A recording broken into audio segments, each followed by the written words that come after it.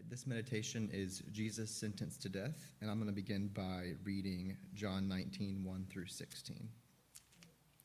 Then Pilate took Jesus and had him flogged.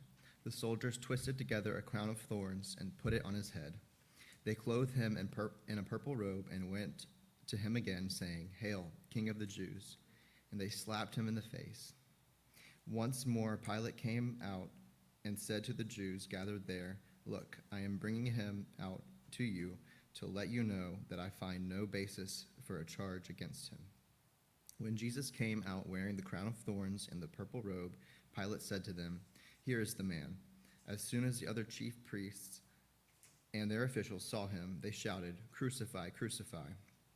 But Pilate answered, "You take him and crucify him. As for me, I find no basis for this charge against him." The Jewish leaders insisted, "We have a law, and according to that law he must die, because he claimed to be the Son of God." When Pilate heard this, he was even more afraid, and he went back inside the palace. "Where do you come from?" he asked Jesus. But Jesus gave him no answer. "Do you refuse to speak to me?" Pilate said. "Don't you realize I have power either to free you or set you or crucify you?" Jesus answered, You would have no power over me if it were not given to you from above. Therefore, the one who handed me over to you is guilty of a greater sin." From then on, Pilate tried to set Jesus free, but the Jewish leaders kept shouting, "If you let this man go, you are no friend of Caesar. Anyone who claims to be a king opposes Caesar." When Pilate heard this, he brought Jesus out and sat down on the judge's seat at the palace known as the Stone Pavement, which in Aramaic is Gabbatha. It was the day of the preparation of the Passover. It was about noon. "Here is your king," Pilate said to the Jews. But they shouted, take him away, crucify him." "Shall I crucify your king?" Pilate said. "We have no king but Caesar." But the chief priests answered. Finally, Pilate handed him over to be crucified. Okay, so I'm going to start by two questions. And the first question is, I want you to raise your hand if you think that if you were in the crowd, you would have also been either shouting "crucify him" or at least not, but kind of just gone with the crowd. So raise your hand if you think you would have been. I think I would. Okay.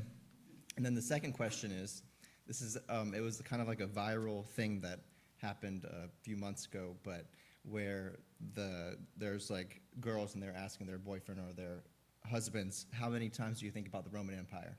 And so I want you to put fingers up of how many times you've thought about the Roman Empire in the last 2 weeks. Okay, I'll come back to that. Okay, so let's start with Palm Sunday.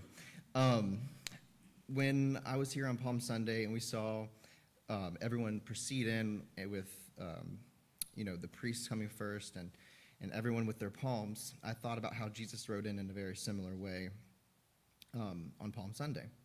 And Father Scott spoke in his sermon on Palm Sunday about the people and how they thought that Jesus was the Messiah that was going to overthrow the Roman Empire for them and kind of set them free from their oppressors and from the tyranny that they were being subject to. So they wanted him to be a military figure that would, kind of just take down the Romans.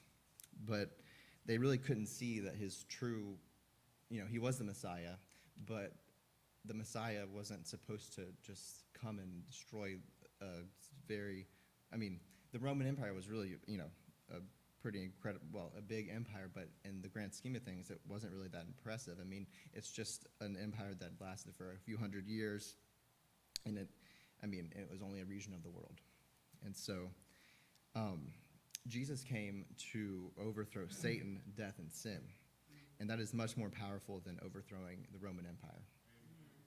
And so I want to ask you a question. I want you to put in the last 2 weeks, how many times have you either thought about sinning or sinned in the last 2 weeks? And put those fingers up.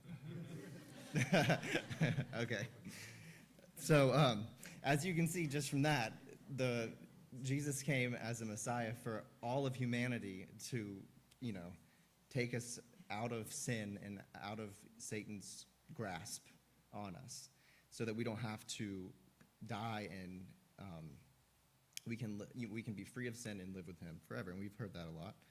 But they were really misguided because they were so like in the moment of, okay, we have the Roman Empire we're in this tyranny, and we want someone who's going to come and take us away from that, when that would have been, we wouldn't be talking about Jesus right now if that was what he came to do.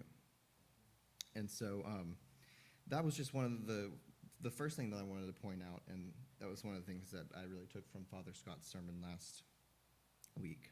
And so I think that to the first question that I asked, would you, sentence Jesus to death if you were there?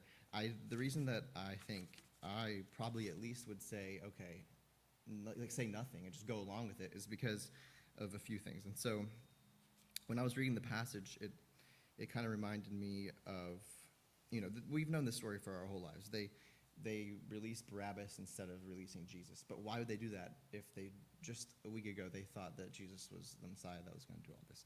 Well, I guess one of the reasons, like I just said, was because they didn't realize that he wasn't going to take them. He wasn't going to free them from the Romans, but he was going to free them from sin.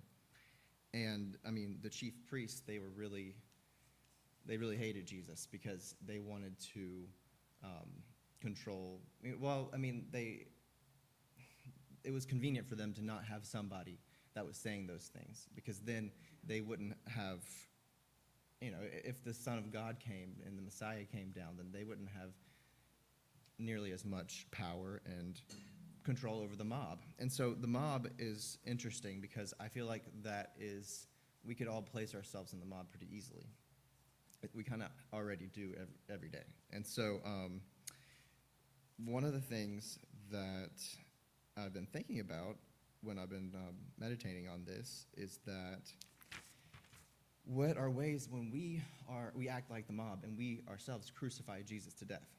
So Jesus told us that you have to, the way that we treat others is how we are treating Jesus. And so when we see somebody, like a homeless person, for example, and we don't treat them like Jesus would treat them, and whether that, you don't have to necessarily go, give them a lecture, a sermon, but you can at least treat them the way that Jesus would treat them. And I think that if we do it so often in the mob of the world, and like Jimmy was saying, all these things that are going around us is like the mob, and we kind of just go along with it sometimes, and we might not be saying, oh, crucify the homeless person on the side of the street or whoever, the people who are lost in the world, but we don't try to help them or save them because, we have fear. We don't want to seem like we're just these Christian people who are just stopping and talking to all these people, and it's almost like embarrassing to us.